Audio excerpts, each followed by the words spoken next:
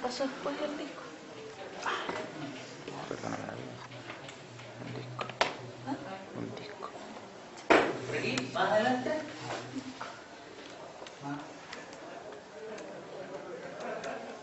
Parasitismo.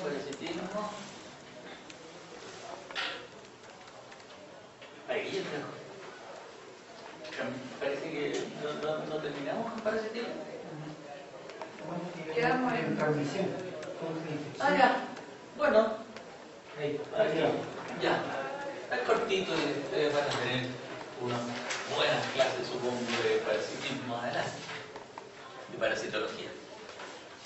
Bueno, la transmisión, dice allí, depende de tres factores: de la fuente de infección, de la forma en que se produce la transmisión de la enfermedad y las presencias y huéspedes y conductas del huésped. Sí, esto lo habíamos visto, recuerdo que hablé del bullying y del cinismo.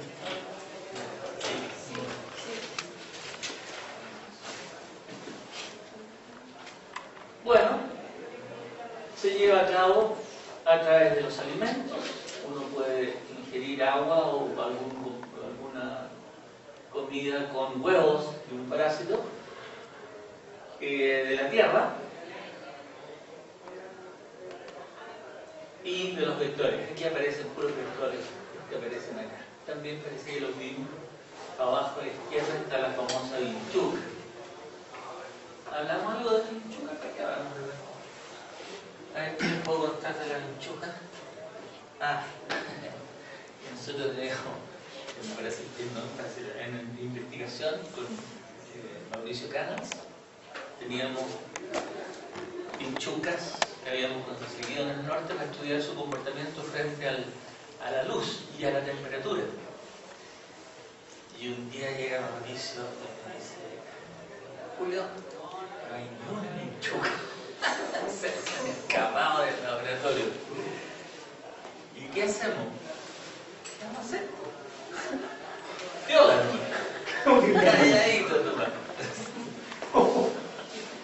Claro, ¿dónde lo íbamos a encontrar? ¿Quién sabe dónde ni cómo fue esa cosa?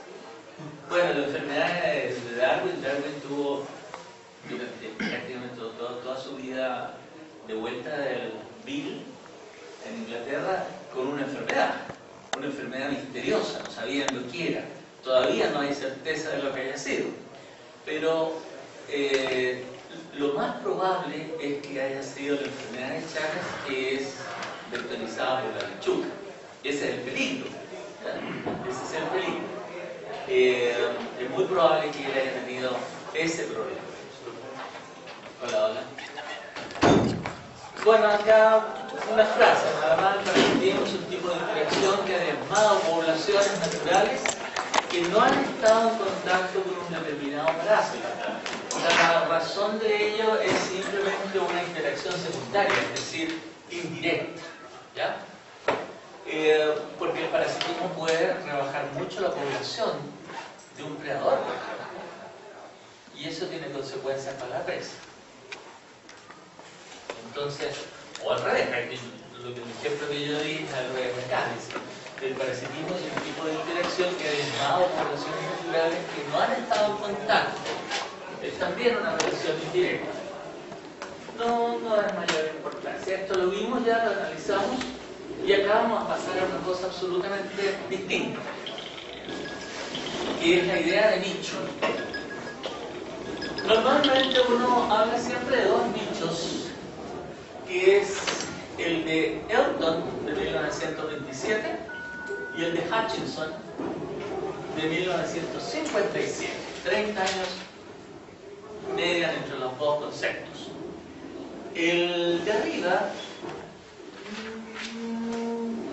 no sé si valdrá la pena pensarlo, pero veamos qué dice: la unidad de distribución más pequeña dentro de la cual cada especie se mantiene debido a sus limitaciones instintivas y estructurales.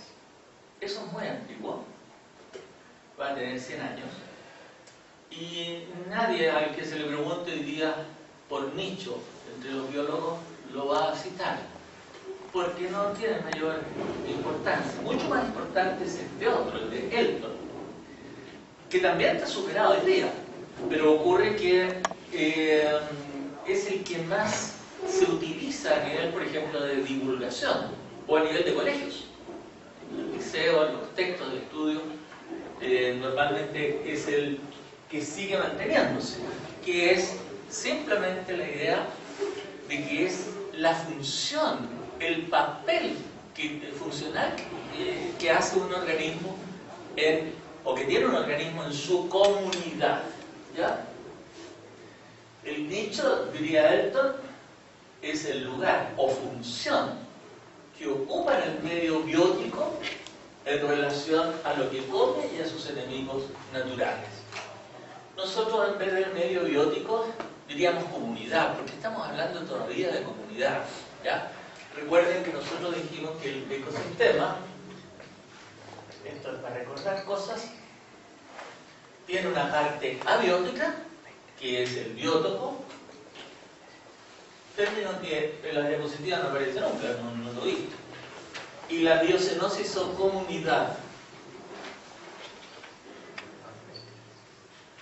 Antiguamente, como sinónimo, se usaba la biocenosis. Y está de vuelta.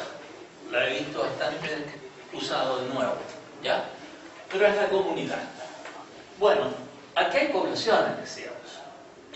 Y el papel que juega un organismo o una población de un organismo determinado sería para Elton el nicho ecológico de ese organismo, ¿ya? Y eso está compuesto por las actividades en general del organismo y por todo lo que realiza allí. Según ese punto de vista, la palabra nicho sería algo propio de la comunidad, ¿ya? Hay nichos en la comunidad y los organismos ocupan distintos nichos. Hay nichos que están desocupados o hay nichos que están ocupados. Según esto, vamos a ver que es distinto la perspectiva de Hutchinson, que diría es la que predomina entre los ecólogos. Esa forma de pensar el nicho es la que ha sido utilizada, por ejemplo, por los economistas. Y muchas en el lenguaje común ya se habla de nicho, ¿no es cierto? No, dicen, ese nicho está desocupado, entonces uno puede ocupar ese nicho con negocios, por ejemplo. No sé si ustedes lo han escuchado en ese sentido, ¿no es cierto? Esa es la idea que tiene Elton, ¿ya? De modo que lo importante acá es que el nicho es una característica o una propiedad de la comunidad. Sería la comunidad la que tiene nichos y los organismos la que los ocupan. Si nosotros vemos lo de Elton dice otra cosa. Para Elton es más bien, no aparece aquí, no, es el conjunto de todas las necesidades, requerimientos que pueda tener un organismo en particular. Y lo vamos a explicar eso un poquito más adelante. Pero veamos algunas diferencias con el anterior. Fíjense que el nicho es una propiedad de los organismos, no de la comunidad. De manera que el nicho muere con la extinción de ese organismo de la comunidad. ¿Ya? Se extingue una población, desaparece una población de una comunidad y no queda un nicho. Se va con él. Antes no, antes quedaba el nicho ahí. ¿Cuál es ¿Cómo podríamos decirlo de otra forma? La forma simplemente es que hoy día nosotros no hablamos de nicho en ese sentido, sino que usamos oportunidad, la palabra oportunidad. Hay una oportunidad. Cuando una especie, por ejemplo, imagínense ustedes una especie de ave que es granívora, se extingue en la comunidad. En términos de Elton, diríamos que quedó un nicho para cualquier organismo granívoro, que puede ser otra ave o puede ser un mamífero que coma los granos, ¿no es cierto?, de la semilla de la gramínea, por ejemplo. En términos de Hutchinson no se habla de un nicho así, sino que decimos que hay una oportunidad para algún organismo granívoro. ¿Ya? ¿Se entendió más o menos la...? Hutchinson no usa el término nicho. No, lo usa pero en otro. Ya va a quedar más claro cuando veamos qué es el nicho. ¿Ya? Lo usa. De hecho, nosotros le ponemos un apellido a ese nicho y hablamos de nicho fundamental. El nicho de Hutchinson es el nicho fundamental. De esa manera diferenciamos un poco del nicho de Elton, que no tiene apellido, nicho. ¿Ya? Hoy día usamos eso.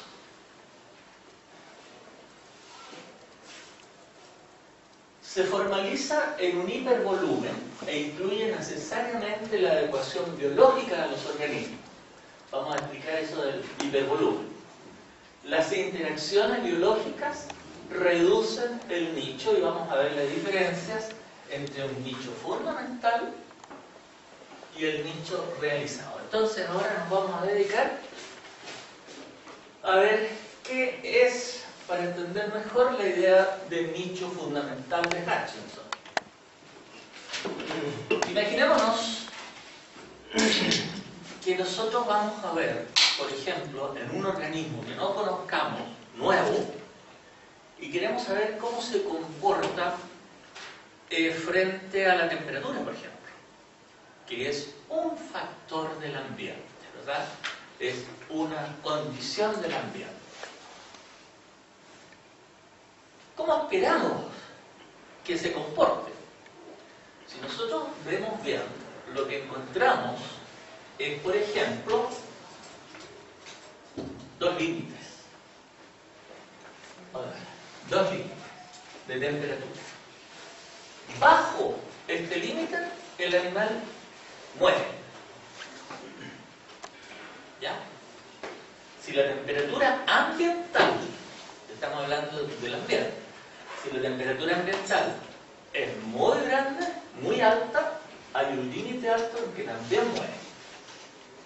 Por lo tanto, el animal sobrevive aquí, en ese rango, ¿no es cierto?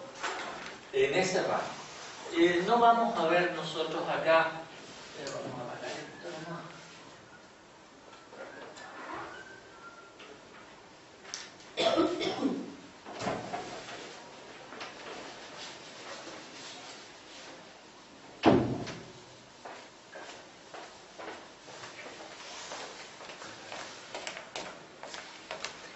En ese rango es que sobrevive el organismo para la temperatura. Este es un factor del ambiente que está influyendo en la vida de este organismo. Si nosotros nos alejamos un poco de las diapositivas,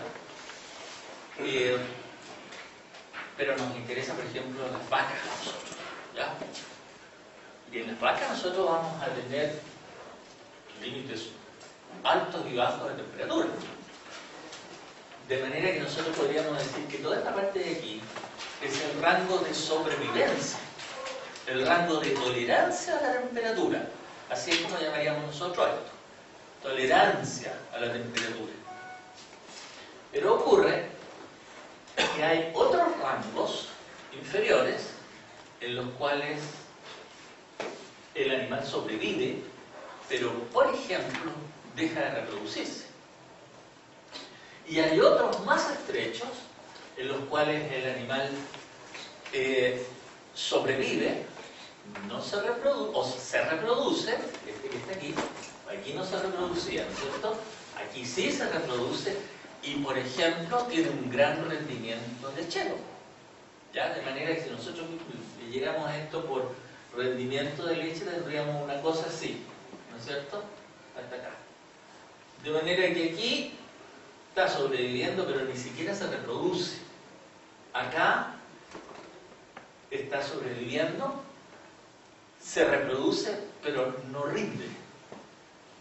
Igual que acá. En cambio, en este rango está bien. Este es un rango óptimo. ¿Ya? Bueno, eso ya no lo... ya no lo pasamos, no lo vemos. Como yo tengo que ceñirme a las diapositivas que están ahí, lo hacemos. Estábamos diciendo del hipervolumen. Esto es la temperatura. Pero no hay ningún animal, ninguno, que viva en un medio que solamente le sea importante un factor, la temperatura, sino que hay más. Por ejemplo, podríamos poner acá, bueno, eso está ahí. Podríamos poner aquí la humedad ambiente. Y también vamos a tener un máximo y un mínimo para la humedad ambiente.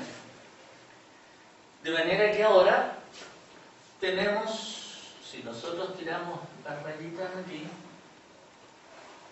y para allá, tenemos un área, ¿no es cierto? Dentro de este rectángulo se dan las buenas condiciones para temperatura y para humedad relativa. Si la humedad relativa es muy alta, por ejemplo, el animal se muere. Si es muy baja, se muere. No es tan así, pero bueno, es para poner algo de algún otro factor. Humedad relativa. Ahora, ¿qué pasa si yo digo eso? ¿Qué pasa con el animal allí? O el organismo. En el estado óptimo de... Aquí, ¿sí? ¿Por qué? Porque está como en el... No, está fuera del rectángulo, ¿no? Está fuera, por lo tanto no está en el rectángulo. Está fuera del rectángulo. O sea, Se murió. se muere. ¿Por qué causa se muere? Por temperatura. La temperatura está alta aquí. La humedad está bien, pero la temperatura está alta. ¿Ya? O sea que el organismo aquí, cuando hay dos factores, va a poder sobrevivir al interior de este rectángulo dado por estos dos factores. Cuando nosotros metemos acá un tercer factor y hacemos un otro eje por acá, ¿no es cierto? Lo que vamos a poder tener es un volumen, porque ahora son tres los factores. Así que podríamos, imaginémonos que está por aquí la cosa, ya no sé, ahí, va a ser el volumen del tiro. ¿Ya? Con tres factores, nosotros tenemos un volumen dado por esos tres factores. Al interior de este paralelepípedo, parece que es el nombre geométrico de este cuerpo, nosotros, el organismo puede vivir. ¿Ya? Puede vivir. ¿Fuera? No, porque algunos de ellos, o todos, están fallando. Ese es un volumen. Pero ¿hay algún organismo que necesite solamente que se cumplan tres condiciones? Es decir, que dependa de tres factores ambientales. No. No, de mucho más. N, el número de factores es indeterminado. Si ustedes se piensan en un cuarto factor, solamente en un cuarto ya tenemos un problema. No lo podría representar yo en la pizarra. ¿Ya? Nosotros somos organismos tridimensionales, vivimos en un ambiente tridimensional, porque nos cuesta mucho imaginarnos una cuarta dimensión. La cuarta dimensión tenemos que pensar en el tiempo, ¿verdad? Entonces le añadimos otra, pero no lo podemos graficar eso. Con 5, con 6, con n, imposible. Entonces por eso es que hablamos de hipervolumen, algo que va más allá del volumen. ¿Ya? Aquí está. Se formaliza como un hipervolumen e incluye necesariamente la adecuación biológica de los organismos, pero a una multiplicidad de factores indeterminados. No se ha llegado a determinar los factores, todos los factores de ningún organismo. Además, siempre tendríamos la duda que a lo mejor hay otro. Ya podríamos hablar de muchos, pero podríamos llegar a la... Nunca llegaríamos a la certeza de que no hay otro factor. Lo de las interacciones lo vamos a ver un poquito más adelante. Entonces, a ver, el nicho, centrémonos en estos dos de acá, dejemos a Grinnell de lado. A ver, factores relevantes, bióticos, función, la función que cumple el organismo en su comunidad. En el nicho hutchinsoniano, todos los factores, N decíamos. ¿Dónde se ubica? En la comunidad y en el organismo. Es decir, para Elton, ¿verdad? Nosotros decíamos de que era una propiedad de la comunidad y si sacábamos el organismo quedaba un nicho. En términos de Hutchinson, lo que queda es una oportunidad, no un nicho. El nicho se va con el organismo, porque es parte de su fenotipo. Con eso él enfrenta las condiciones del ambiente. ¿Nicho vacío? Sí. Hutchinson, no. Disciplinas influenciadas, comunidad, ecosistema, y ecología, censo, es lo mismo, comunidades, eso es comunidad, estamos hablando de comunidades, ¿ya? Bueno, en sentido extenso, entonces, ecología y la parte evolutiva. Pone énfasis en el fitness. Este también lo considera, pero acá es mucho más importante, puesto que el fitness va a depender de que se puedan dar todas las condiciones óptimas, ya, óptimas en todos los factores. Una cosa curiosa, si nosotros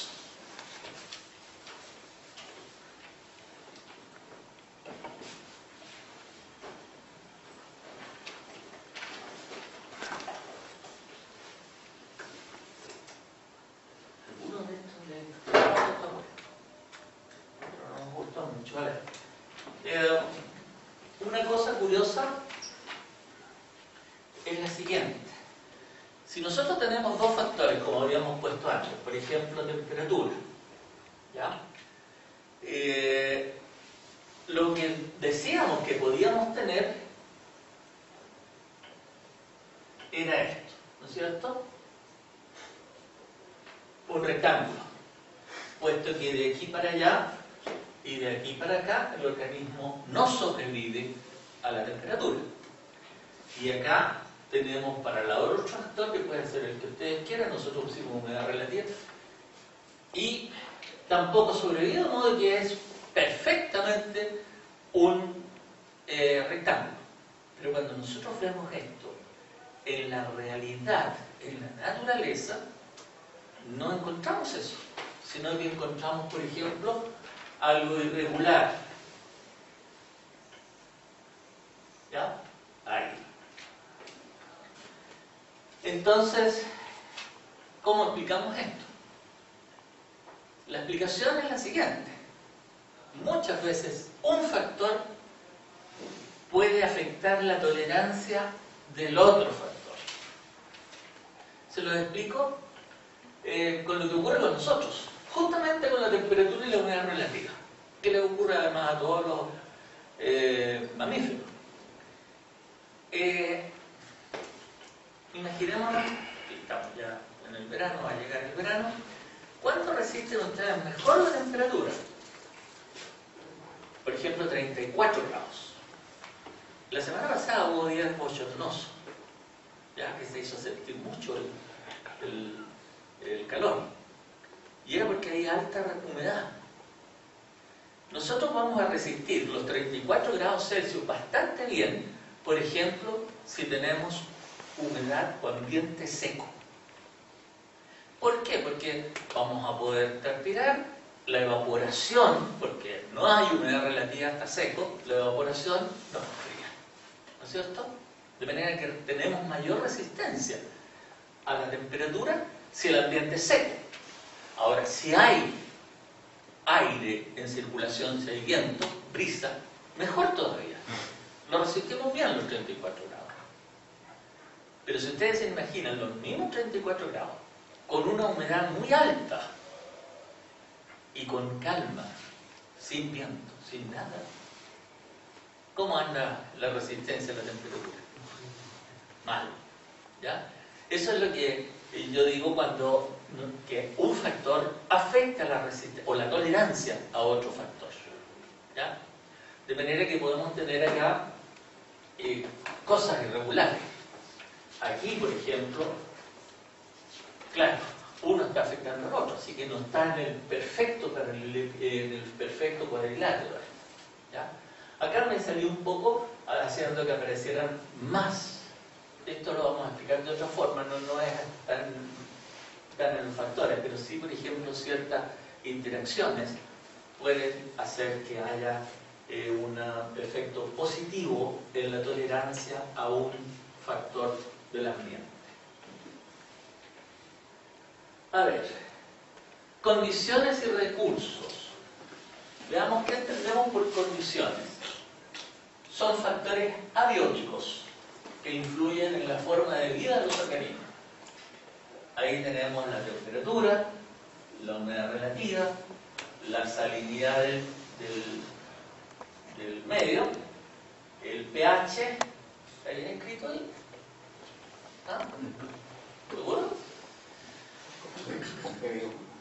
P minúscula, ¿no es cierto? P minúscula. Y concentraciones, ahí dice concentraciones de contaminantes. Pero la verdad es que nosotros llamamos contaminante a cualquier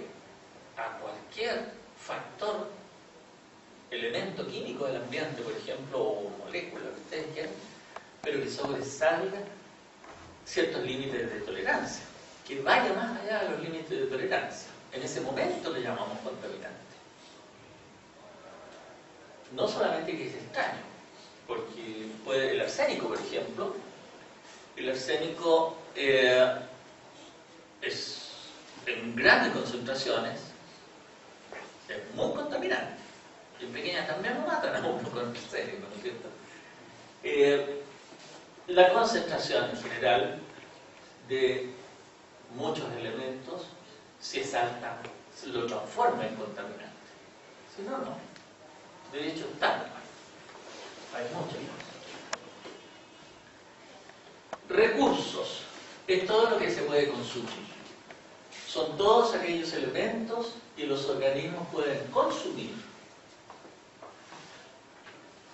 Y si su abundancia se reduce, producto de este consumo, por ejemplo, el alimento, refugio, agua. Ya. Y su abundancia se reduce, producto de este consumo. Lo importante es qué es lo que se puede consumir.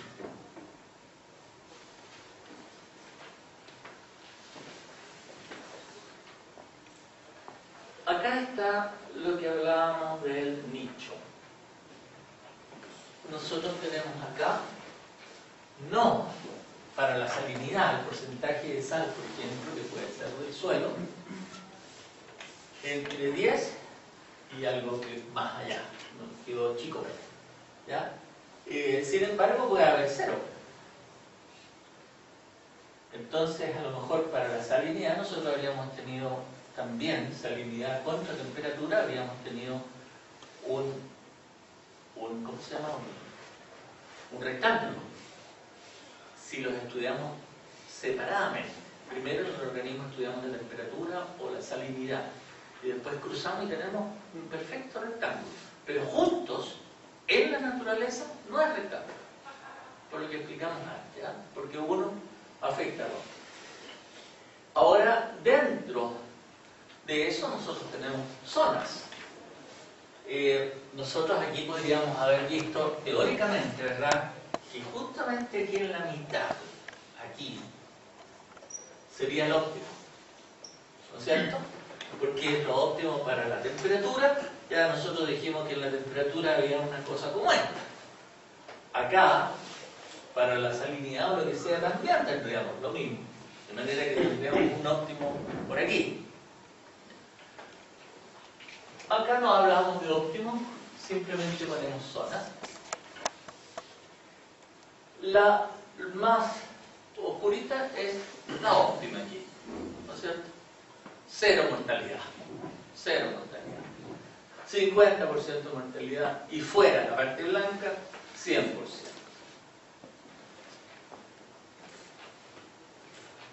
Entonces nos dice un nicho con 2 dimensiones para el camarón de arena Cragon septen espinosa.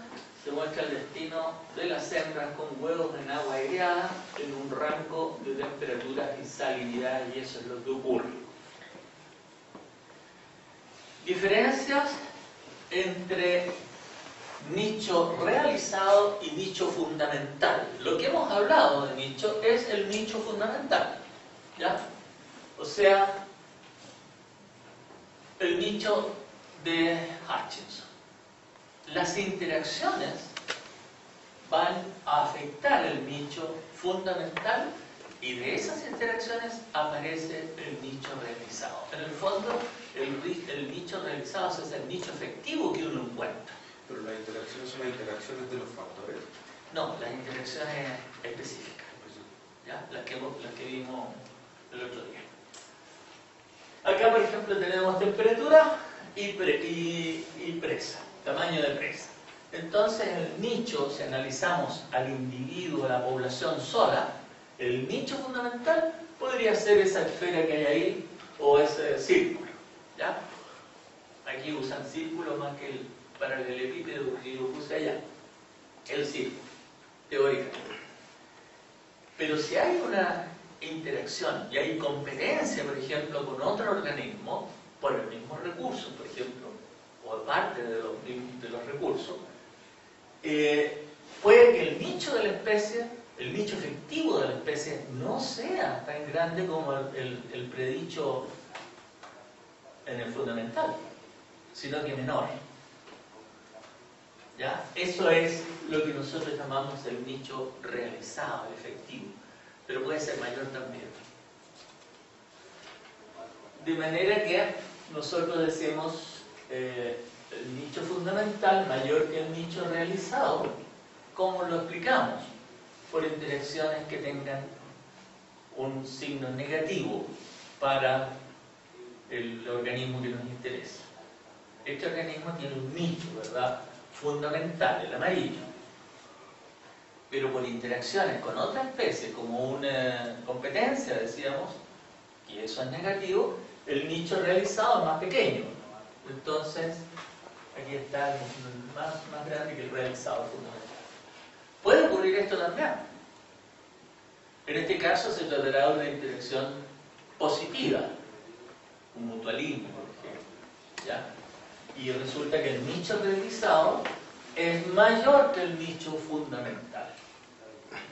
Se calculó, por decirlo, vamos a dar vuelta a los colores, y se calculó que este podría ser el nicho fundamental, pero en la realidad encontramos este otro. ¿Ya? ¿Y eso cómo lo explicamos? Solamente por las interacciones, en este caso positivas.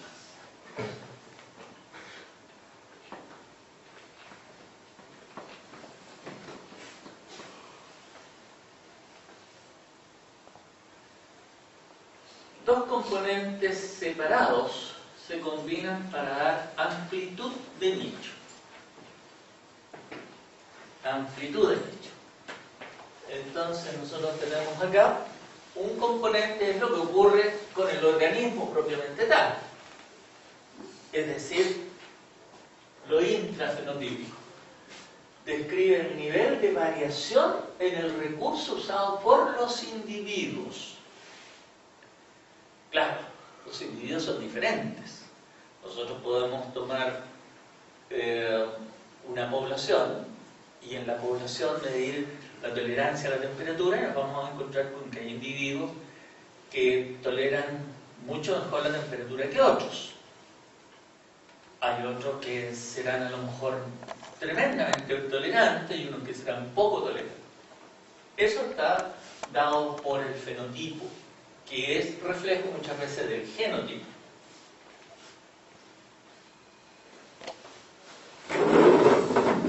Componente interfenotípico. Describe la diferenciación entre individuos en términos de su localización y el grado de dispersión, es decir, dónde se encuentran. Las condiciones no siempre son iguales en todas partes, no hay ambiente homogéneo. Acá nosotros tenemos la tolerancia a algún factor con dos especies. La especie 1, que está aquí, esa sería la tolerancia para ese factor. Y en la especie 2, la tolerancia para el mismo factor estaría acá. ¿Ya? Eso es simplemente por diferencia específica.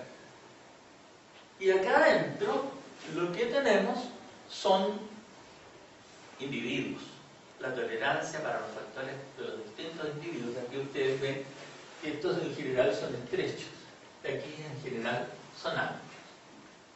Dos especies con similar amplitud de nicho, o sea, la amplitud de nicho sería esa, compuesta por individuos que usan porciones estrechas del recurso a la izquierda y el caso de porciones amplias del recurso a la derecha.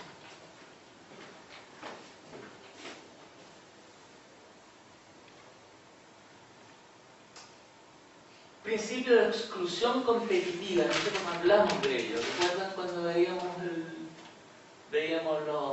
los vectores? Bueno, esto sugiere que dos especies con idénticos requerimientos ecológicos no pueden, dice, sobrevivir simultáneamente en el mismo lugar. Uno de ellos es excluido. La exclusión competitiva hace eso. Excluye a uno de los que compiten. Acá lo que puede ocurrir evolutivamente, fíjense que acá hay una especie y acá hay otra. Es el mismo recurso o hay un gradiente de recursos acá. Si ustedes se fijan, si esto fuera alimentación, por ejemplo, y compiten por otros tipos de alimentación, por los recursos de alimentación, aquí hay una zona de sobreposición. Es aquí donde está la competición. ¿Ya? No acá, porque a lo mejor esto es también alimento, pero otro tipo de alimento, en el cual esta no medra, no le interesa. Al mismo pasa lo mismo acá. Pero aquí está la competencia. ¿Qué es lo que va a ocurrir evolutivamente? Es que se van a ir separando, segregando los dos nichos, porque como aquí hay competencia, es más difícil conseguirlo, seguramente se van a empezar a especializar estos de acá en recursos alimenticios de este lado. Y estos otros en los de acá. De manera que al final terminan segregándose. ¿Ya? Ahí está ya la divergencia y está el nicho segregado y más estrecho. Curioso. Acá podemos ver que no siempre va a haber segregación. Arriba dice un fuerte sobreposición de nicho no implica necesariamente competencia. A lo mejor los individuos, por ejemplo, son tan pocos que, o sea, no son poblaciones muy abundantes, perfectamente pueden compartir, podríamos decir, sin competir, porque hay suficiente. ¿Ya? En ese caso vamos a tener coexistencia, así que no va a significar necesariamente la divergencia y la segregación de nicho, aunque estén superpuestos. No es obligatorio. Por otro lado, si nosotros encontramos divergencia, es decir, no vemos la divergencia, sino que lo que vemos es que hay dos nichos sumamente cercanos, contiguos. No tendríamos por qué pensar que en el pasado estuvieron superpuestos y que esta separación tan cercana es producto de una divergencia y una segregación de nichos. Entonces dice, una baja sobreposición de nichos no implica necesariamente que hubo competencia en el pasado. Y ahí dice, the cause of competition. El fantasma de la competición.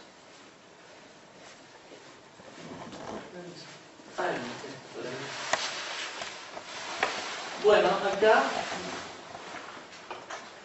tenemos más o menos lo que hablamos. Ahí en este caso solamente tres gradientes, tres factores.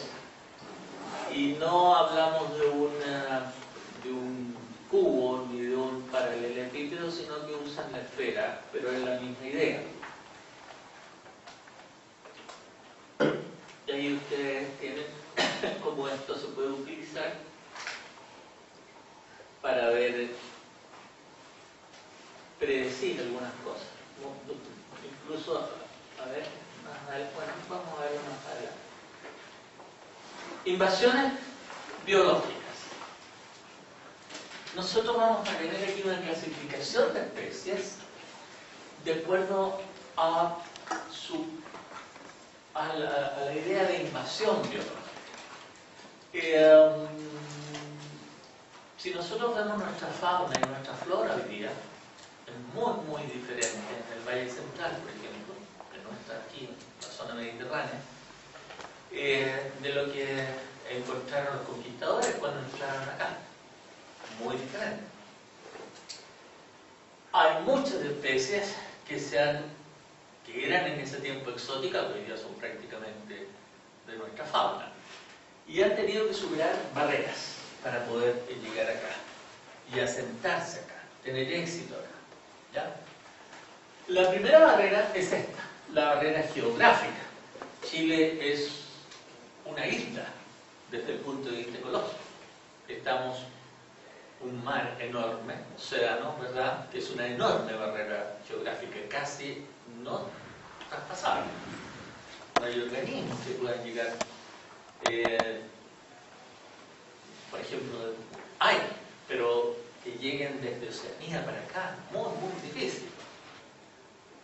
Es mucho más fácil, por ejemplo, el Atlántico.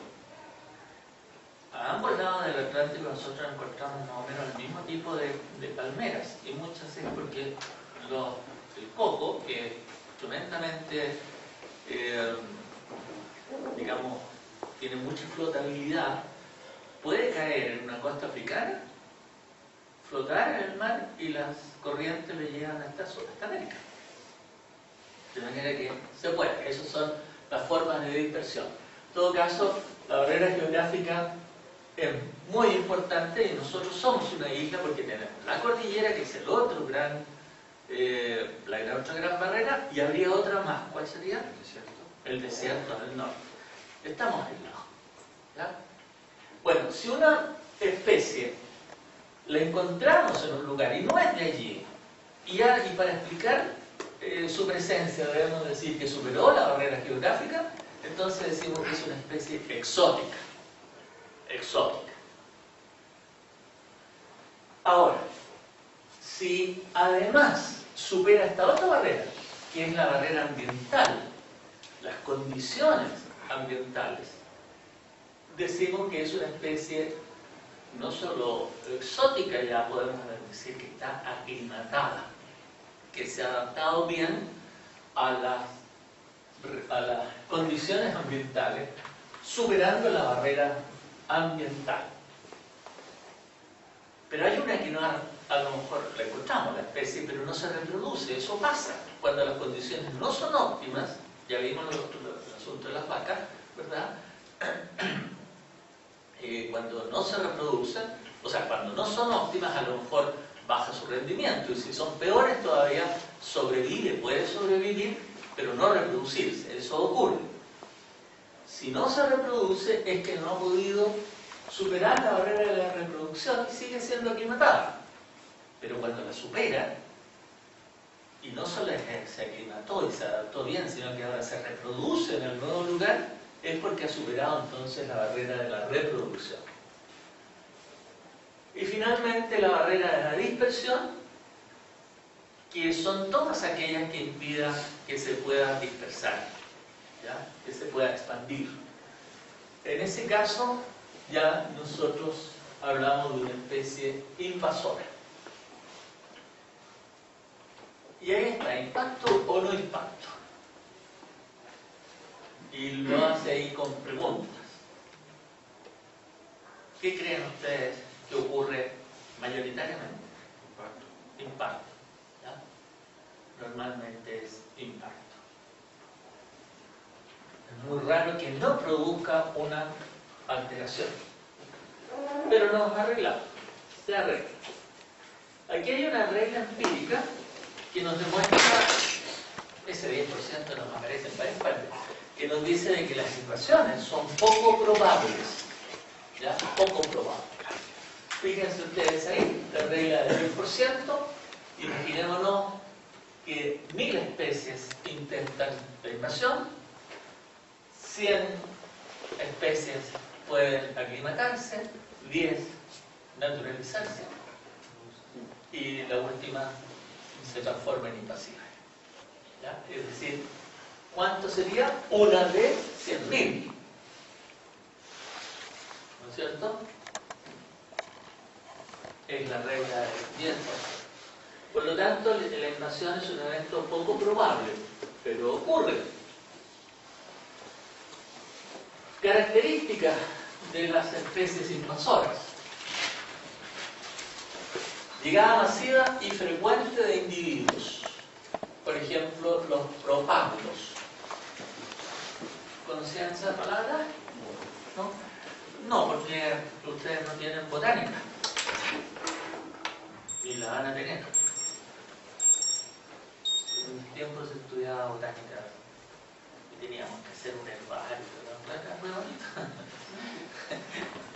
Bueno, los propágulos son las formas de propagación, podríamos decir. Piensen ustedes en las yemas, en los bulbos, en la raíz, en la semilla, en las esporas, por ejemplo. ¿Ya? Hay muchos propágulos que son, como los bulbos, yo hablé de bulbos recién, o semillas, que son multicelulares. Y hay otros que son unicelulares, las esporas, por ejemplo. ¿Ya? Son unicelulares. Bueno, es eso simplemente. Esos son los propágulos.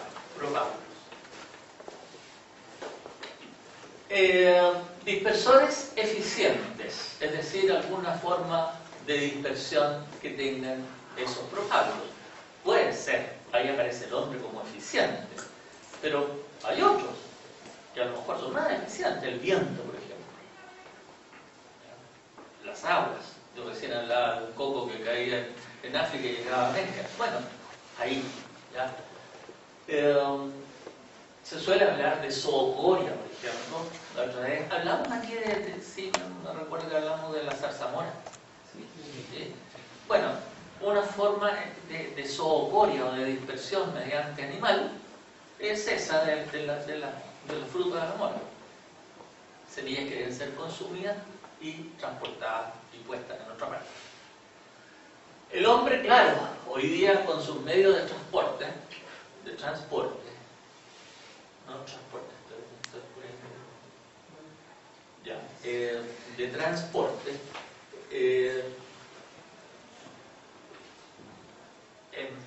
es realmente eficiente. Fíjense que nosotros no teníamos hace 25 años, garrapata en Chile.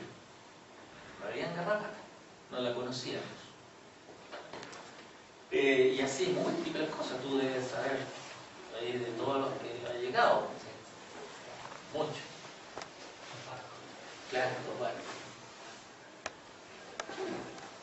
Son colonizadoras de ambientes perturbados. En general entendemos ahí que los ambientes antropogénicos, es decir, creados y mantenidos por el hombre, son los ambientes antropogénicos, son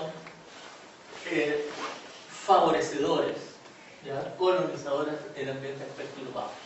Lo llamamos perturbados y eso favorecería. Los tipos de reproducción asexual también. No tienen depredadores, hay alta habilidad competitiva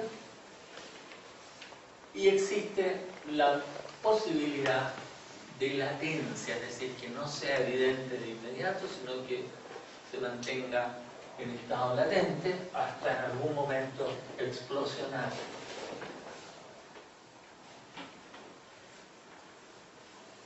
Aquí, ¿cómo se suele estudiar?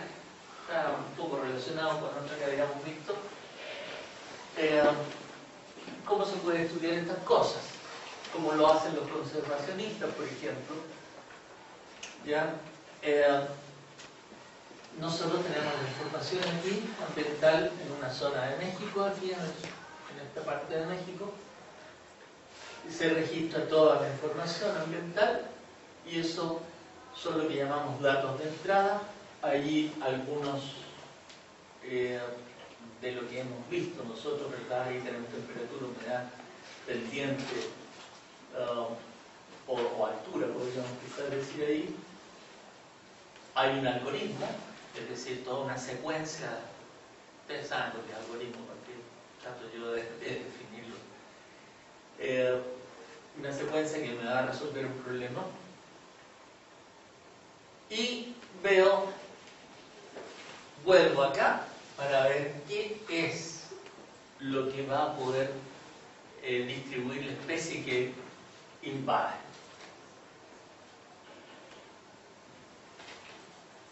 No es muy importante eso. Y con eso se termina esta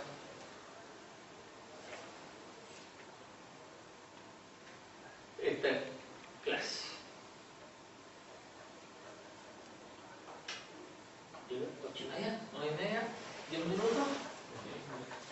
Ya. ¿Hasta aquí el control? Hasta aquí el control.